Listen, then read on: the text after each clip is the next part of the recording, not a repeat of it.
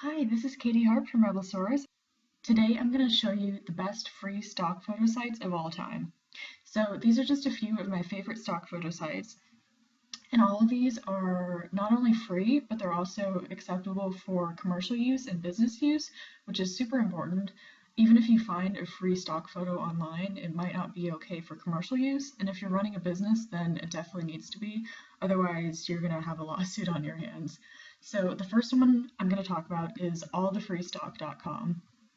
So this one actually has several sites in one, and it's kind of just like a giant search engine for other stock photo sites. And all of these are good for, as I said, they're free and they're good for business and commercial use. So over here on the side, you can click on, you can either do the multi-site search and do something like, okay, StockUp. This one searches multiple sites. And StockUp in particular is one of my favorite ones. So you can just like scroll down and see what the options are from here. And this is searching multiple sites, like here's barn images.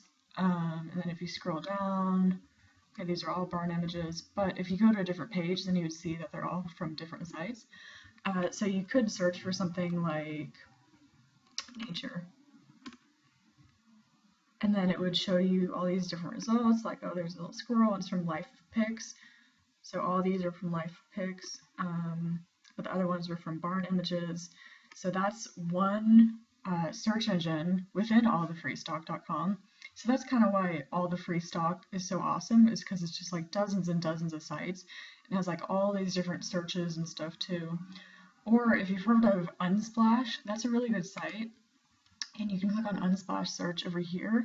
But the only problem with it is that they post, I think it's maybe like 7 pictures every 7 days, and there's no way to search them. But the pictures are really good. So you would have to do some kind of search engine like within Unsplash. So if you click on like coffee or something, and then click on find the perfect picture, and then you would see, okay, here's different pictures from Unsplash. And you just click on the one you want and then download it. The other option is to scroll down over here, and you can click on something like, okay, I'll go to Magdalene. That's a good one. And then here you can see all their pictures, and these are really cool. And I like that it kind of has like a vintage feel, like all the pictures from Magdalene have that. So you might click on one, and then it even gives you like a color palette, and it has some categories so you can search for them. And then you just click download if you're interested in it. And then the next one is called PickJumbo. And this one, again, it has a search. So if you're looking for something in particular, most of these do have searches. But otherwise, you can just scroll through and see what they have. Or sometimes I like to go to the categories on the side. And let's click on wedding, for example.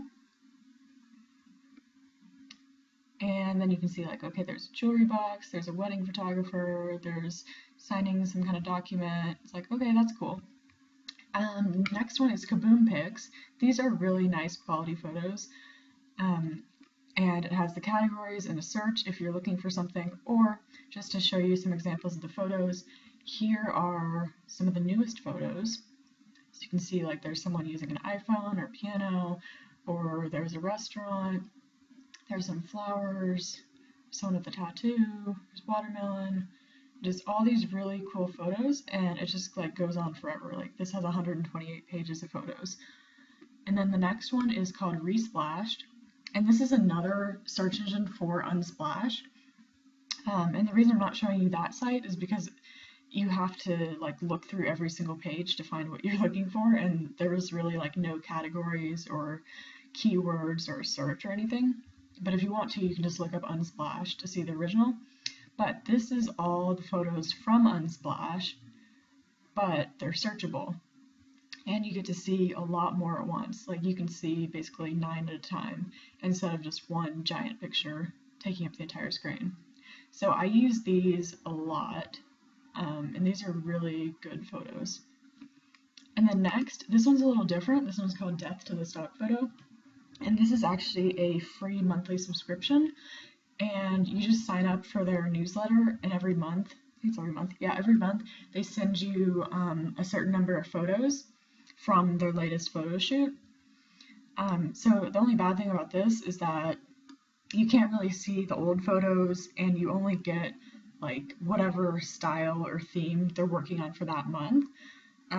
But if you do really like their style, then you can purchase all, like their entire collection of photos, past photos and stuff, for whatever amount of money. So that's how you access the older photos. And then just as a bonus, if you're looking for paid stock photos, or maybe something with people's faces in them, because I don't know if you noticed, but usually with free stock photos, they never show people's faces because you'd have to get a model release, and I think that costs more money, and they'd have to pay the model, and it's just more complicated. But if you're paying for a stock photo, then it's more likely to have someone's face in it, because like this one, for example, they probably had to sign a model release and pay the model. So I'll just scroll through these, and you can search for them if you want, or use the categories, or if you see one you like this little kitty, you can just scroll down and look at the picture, and then it gives you other pictures that are similar, or it gives you more animals, more cats. Oh, this one's cute.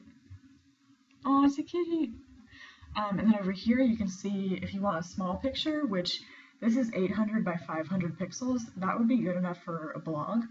So if you're just doing this for, say, your website, like a blog image, or for an article or a blog post or something, that's only $10, and that's pretty reasonable.